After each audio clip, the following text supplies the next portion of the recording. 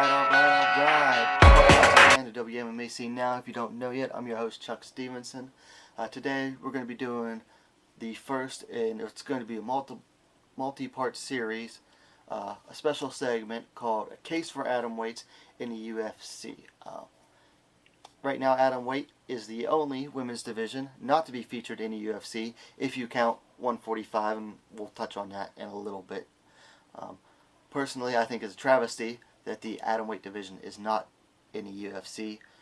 I think there's a lot of good attributes and a lot of good fighters in it, and I'm going to be going over not only some good reasons to bring in the Atomweight division, but the second, third, maybe fourth part of the series are going to be talking about specific fighters that I think would be great in the UFC.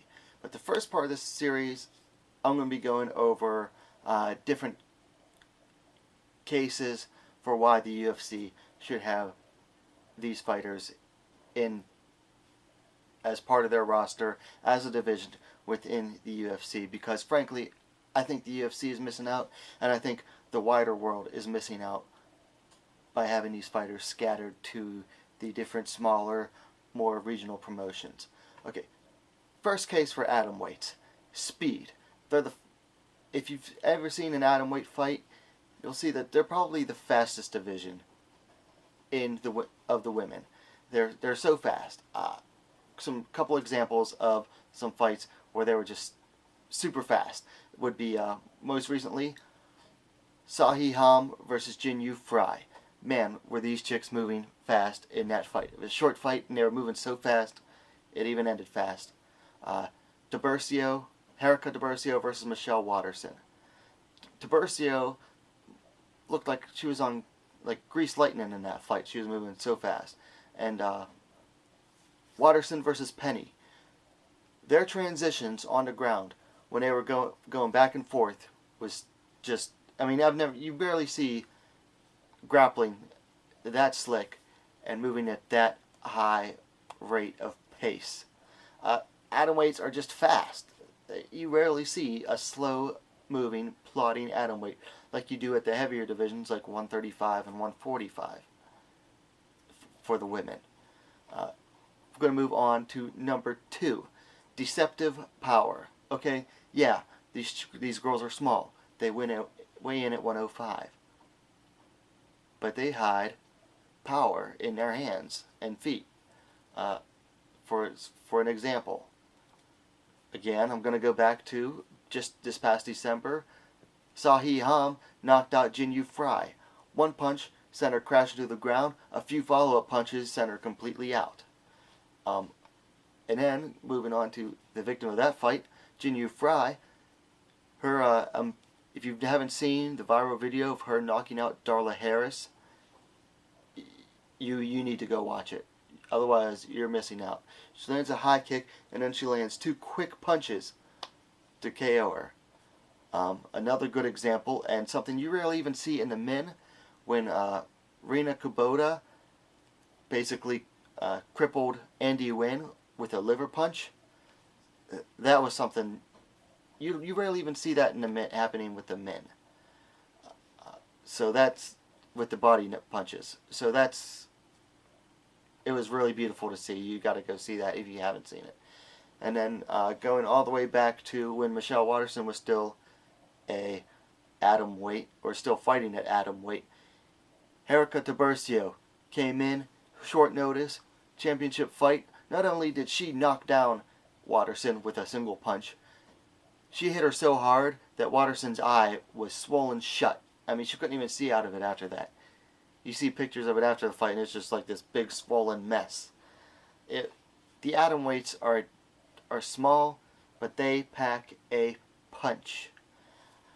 Number 3, we're going to go on to a good finishing rate.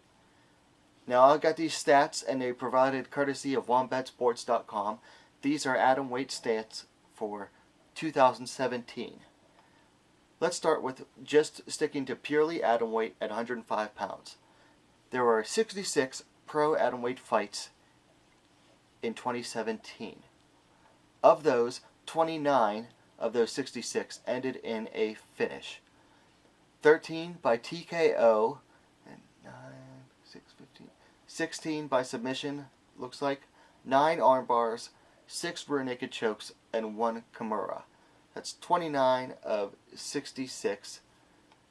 That makes a 43.9% finish rate. Now let's look at the super atomweight division. We'll go up to all the way up to 110. That way we can include some of the Ryzen and some of the other fights that happen in the division that should happen at atomweight but happen at a catchweight for whatever reason. So we'll call it the super atomweight, 110. Let's see. 26 pro fights in 2017. Of those, let's see, 19 ended in a finish. 10 KO TKOs and 9 submissions, 4 by armbar, 5 by RNC. That's a 19 of 26. That's a 73% finish rate. So if you add those together, the 105 atomweight, true atomweight, and the 110 super atomweight, that's 48 of 92. That's 52.17% finish rate in 2017. That's a damn good finish rate, y'all. I mean, I don't know what else to tell you. Over half the fights ended in finish last year. So UFC loves a finish, and Dana White even says, don't leave it in the hands of the judges. Well, there you go. Over half the fights ended in a finish. Let's move on to something that probably would be more for the business standpoint and suitable more for the casual fans. But hey, the hardcore fans can appreciate this too. Looks. Atomweight's full of good looking fighters. We have Reina Kubota, good looking girl, practically an idol in Japan. Leisha Zapatella, good looking girl. Jinyu Fry, attractive. Polina Granados, cute little Latina. Sohee Lim, cute little Asian chick. Jay Che, another cute little Asian chick. Probably haven't heard of her before. I'll try to put up pictures for all of these. There's a bunch more I could name, but I think you guys get my point. Atomweight is full of the cuties. Maybe they're not like super hot, but they're certainly cuties. Number 5, and this is definitely going to be more up the UFC's alley. The atomweight fighters are going to be easy to acquire.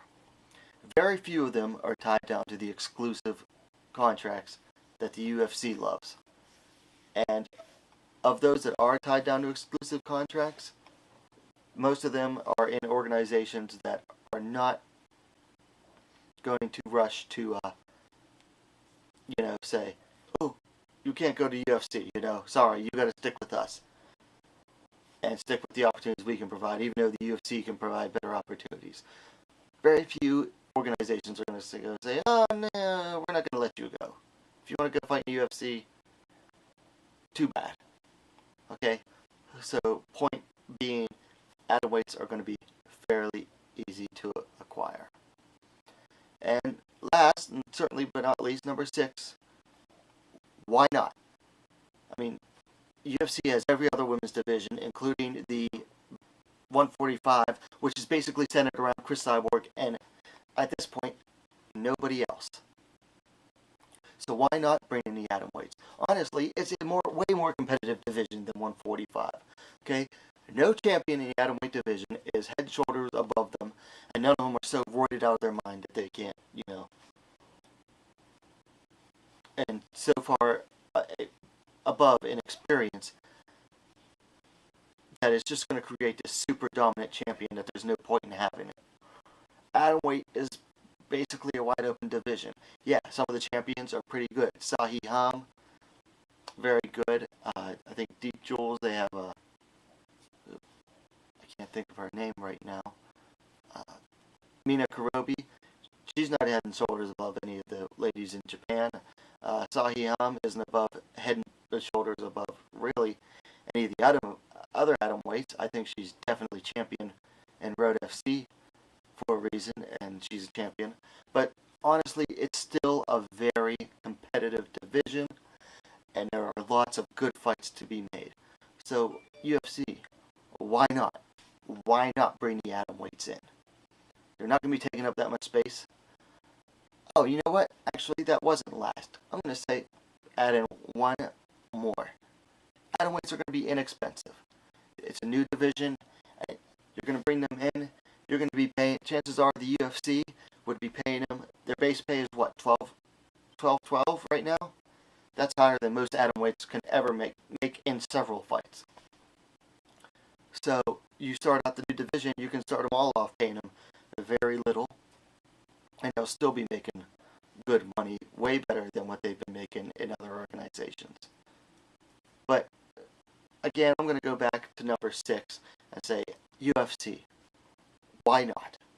So guys, these are my reasons for why I think the UFC should bring in the atomweight division. Let me know what you think in the comments down below.